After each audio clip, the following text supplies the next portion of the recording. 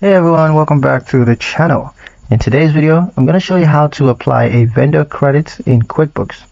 Applying a vendor credit reduces the balance that you owe to a supplier. So let's get into how to get this done.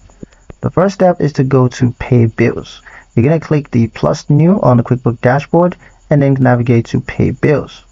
Next is to select the vendor bill. So take the bill that you want to pay from the list. And then you're going to apply the credits. Now under credits, you're going to see the vendor credit amount. So take it to apply to the bill. Next is to pay the remaining balance, if of course there's any. So go ahead and select your payment method and amount due for after credits.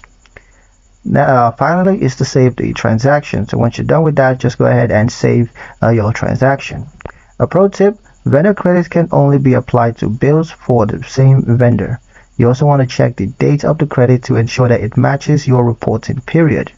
And that's pretty much it for the video, guys. Hope you liked it. Hope you found the information here useful enough, at least to some extent.